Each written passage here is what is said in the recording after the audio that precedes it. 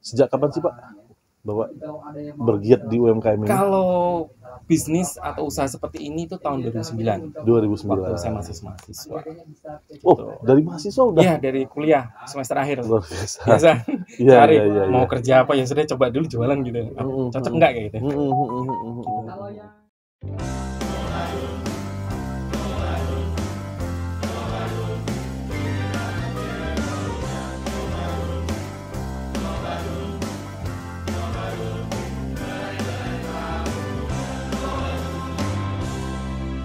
Subscribe ya, gratis kok.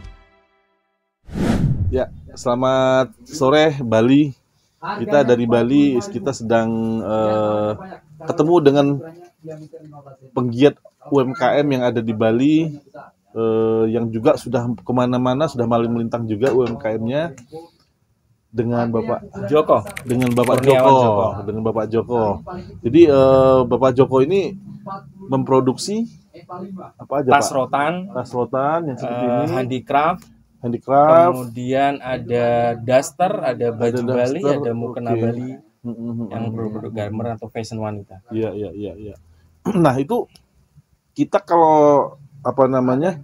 Kalau Bapak menjual ini ke pedagang-pedagang yang ada di pasar, Pak ya? Ada yang ke pasar-pasar, saya Ha-ha. stok ke pasar Ha-ha. ataupun ke toko oleh-oleh. Heeh. Selain itu berjualan juga melalui marketplace juga. Marketplace juga. Iya. Oke. Nah, kalau yang di pasar itu sistemnya gimana, Pak? Sistemnya kita ada yang putus, ada yang nitip barang tergantung kesepakatan dengan apa itu namanya penjual. Jual ya. Jadi kebanyakan putus atau Kebanyakan kalau untuk toko oleh-oleh kita ada tempo. Ya, tempo mundur, kan tidak sebulan 2 bulan. sebulan 2 bulan ya. Ya paling tidak kan membuat mereka bisa mencari nafkah juga, Pak ya. Gitu.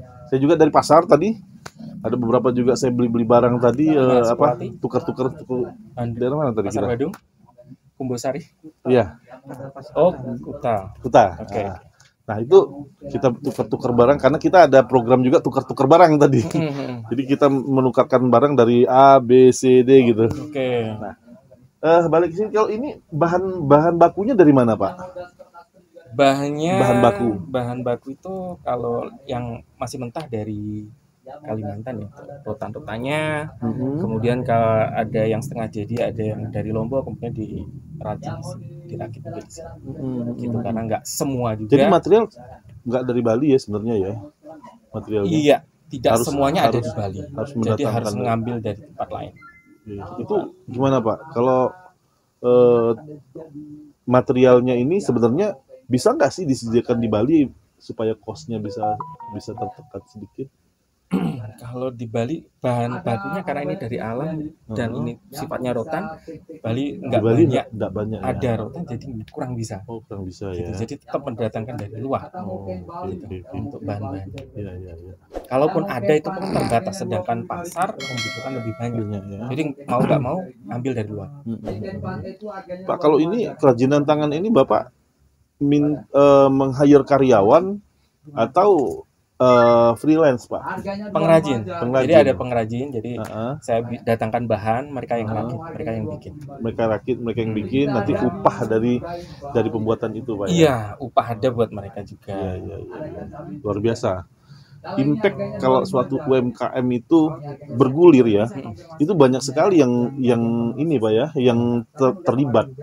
Baik itu yang buat, baik itu yang jualan, baik itu yang punya produk bahan bakunya. Betul. Itu memang luar biasa UMKM itu. Sehingga negara ini kalau seandainya UMKM-nya maju, ekonomi nggak usah khawatir lah. Iya, dengan apapun ketahanan. Iya, dengan efek krisis di luar negeri nggak ada masalah kalau seandainya UMKM kita bergerak gitu. Ya, Pak, kalau yang ini Pak, daster Pak, bahan bakunya dari mana Pak? Bahan baku itu di Bali itu ada kayak toko-toko kain ya, karena kalau Bali itu bukan industri tekstil, nggak bisa masuk, jadinya kain tetap didatangkan dari luar Bali, ada Solo dan sebagainya. Ya. Gitu. Jadi kalau kain-kain ini didatangkan dari Solo, tapi khusus yang tie-dye itu bahan setengah jadi juga dari luar Bali. Dari luar Bali. Gitu, karena untuk pewarnaan dan sebagainya kan ada amdalnya juga. Jadi lebih gampang proses di luar. Ke sini tinggal masuk untuk ke pengrajin atau yang bikin tukang jahit biasanya, ngepul dan sebagainya. Iya. Jadi dari tahun 2009 waktu masih mahasiswa, Bapak sudah bergerak dengan UMKM ini. Iya, saya 2009. Apa nih dari semua ini apa yang pertama kali Bapak? Gelang, kalung, cincin, ada di lantai kalung. 3. Iya. Ambil dari Sukowati, di Sukowati kan pasarnya rame ya. Jadi di belakang itu ada namanya pasar pagi. Nah, pasar yang Sukowati itu ngambilnya dari belakang. Nah, saya langsung ke belakang, belanjanya di sana. Iya. Gitu. Bukanya cuma pagi aja. Itu awal-awal Bapak berbisnis ini. Saya foto-foto saya upload di internet. Keren. Gitu kurang lebihnya. Jadi apa Pak sharing Bapak ke teman-teman yang pengen mulai bergiat UMKM tuh dimulai dari mana sih supaya bisa menjalankan UMKM itu? Banyak orang yang ragu-ragu kan, gua mau apa nih? Banyak kan yang bingung kan, gua mau apa? Mau bikin produk apa gitu. Nah, kira-kira menurut Bapak awal orang untuk berusaha UMKM itu apa nih yang harus dilakukan? Kayaknya masyarakat juga harus peka ya. Jadi mereka, menurut saya, hemat saya, karena kalau dulu saya ya kebetulan ya berani gitu ya. Mungkin kalau sekarang karena banyak edukasi, mungkin cari dari permasalahan yang ada. Di daerah tempat teman-teman itu apa yang nggak ada.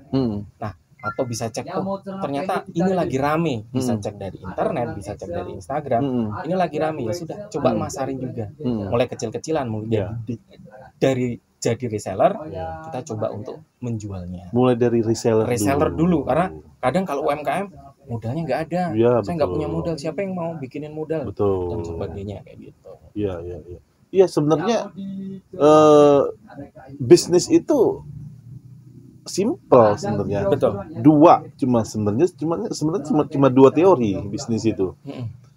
Memindahkan barang dari satu tempat ke tempat lain yang mempunyai selisih harga, distribusi ya.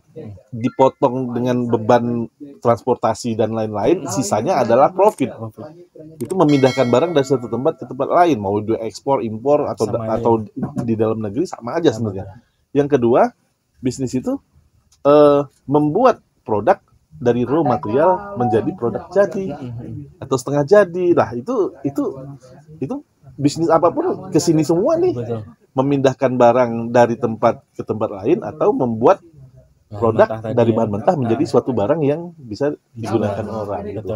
Simple sebenarnya teman-teman yang mau bergiat UMKM, teorinya seperti itu. Dan apa yang dikatakan Pak Joko tadi sangat simple, berani, jangan takut-takut, mulai dari sales dulu aja. Kalau teman-teman ada yang mau kontak Bapak, Pak, saya mau reseller produk Bapak, boleh nggak Pak? Boleh banget. Boleh banget Pak. Iya. Boleh dicantum di sini Pak. Nomor telepon. Boleh nomor telepon atau IG-nya IG ya. @kampungsouvenir. Oke, nanti kita tayangkan di sini Pak ya. Siap, Oke. Jadi welcome ya kalau orang teman-teman yang baru mau usaha UMKM, reseller dulu deh sama Pak Joko gitu. Seneng banget. Kenapa? Ya? Karena ketika saya rame UMKM bergerak, saya juga punya pengrajin. Nah, dari pengrajin itu juga uang juga kan putar ekonomi berputar. Tidak hanya saya, pengrajin saya, pabrik dan semuanya kan untuk Indonesia juga kayak gitu. Ya. Pak, harapan Bapak sama pemerintah apa sih Pak? Harapan untuk pemerintah mungkin tentang usaha ya. Usaha itu diperlancar. Kemudian edukasi untuk para UMKM juga mungkin lebih banyak lagi ya. Karena memang sudah ada, saya juga merasakan tentang diperlancar tuh apa tuh Pak? Dalam konteks apa? Mungkin pengurusan izin dan sebagainya. Mungkin NIB sudah cukup ya, tapi ada CV, kemudian ada PT dan sebagainya itu yang bisa dipermudah. Harusnya lebih dipersimpel Pak ya. Dipersimpel, iya. Mungkin dengan NIB saja. Kalau untuk UMKM kan mungkin sudah cukup. Nggak perlu izin. Kan ada tingkat kecamatan, ini terlalu ribet kalau untuk UMKM. Dan membuat orang akhirnya membuat orang ragu-ragu untuk. Sama satu lagi mungkin edukasi pajak. Karena UMKM takutnya pajak, padahal pajak kalau UMKM kan cuma 0,5%. Oke. Dan itu pun dari omset berapa dulu baru masuk kena pajak. 4 miliar. Maksimal di bawah 4,8 miliar itu Iya, 0,5% karena masuk 0,5%, UMKM betul. kayak gitu. Jadi nggak usah takut langgar pajak kecil. kecil ya. Iya. Jadi jangan takut dengan pajak, Enggak. teman-teman, jangan takut. Jangan takut, santai. Iya, santai, Karena santai. takutnya ada pajak dan sebagainya, udah diem aja gitu. Iya, iya. Takut mereka. Iya, Padahal enggak. Iya, iya. Terus apalagi Pak yang diharapkan dari pemerintah? Sama ini. Pak Sandiaga Uno, ada Pak Mardigu Wowi juga. Pak Mardigu Wowi ini adalah orang yang selalu benar-benar mempromosikan daerah-daerah. Untuk pesan buat pemerintah atau Ya, buat pemerintah, Pak Mardigu Wowi boleh. Oke, kalau untuk pesan untuk Pak Mardigo ataupun Pak apa itu namanya? Sandiaga Uno. Sandiaga Uno, jangan capek-capek mengedukasi kita para UMKM karena kita butuh ilmu ataupun motivasi dari para Pak Mardigo ataupun Pak Menteri. Ya. Kayak gitu. Untuk UMKM jangan lupa jangan terlena dengan keadaan yang ada, go online ya. Ya. Karena UMKM takut gimana sih caranya masarin produk, jadi jangan lupa untuk go online. Banyak kok teman-teman, apalagi Ya. dari timnya Pak Mardigo bisa bantu mungkin Ya, nantinya ya, kayak ya. gitu. Ya, kita siap untuk membantu UMKM Pak, karena UMKM itu adalah motor Iya. dari semuanya gitu. Betul. Kalau nggak salah berapa ya? Hah? 98% ekonomi di Indonesia itu UMKM, kayak gitu. UMKM betul, betul. Kalau UMKM kuat, Ekonomi kuat kita juga. kuat, jadi jangan takut dengan krisis apapun kalau UMKM kita bergerak. Dah itu. Jadi di negara maju pun seperti itu kok Pak. Oh gitu. Negara-negara maju tuh, tapi di negara-negara maju level UMKM mereka itu adalah industri-industri yang sudah menengah jadi gitu. Jadi memang lebih besar UMKM Skalanya mereka ya. gitu, skalanya lebih besar. Tapi memang itu sudah UMKM, Iya. maksudnya di UMKM. Dan itu memang diberikan peluang oleh negara mereka untuk supaya mensupport, misalnya nih ada pabrik baja nih, ada pabrik baja atau ada pabrik besar nih.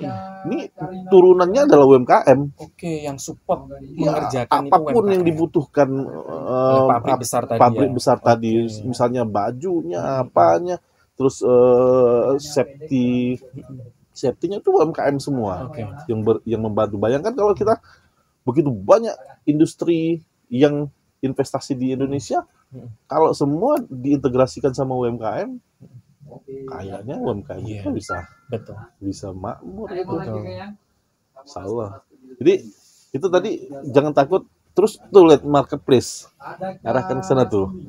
Tuh cara dagang juga bisa ke sana gitu. Jadi berinovasi. Dagang pun berinovasi gitu. Betul, betul. Jadi jangan takut, jangan lelah untuk melakukan sesuatu hal tuh.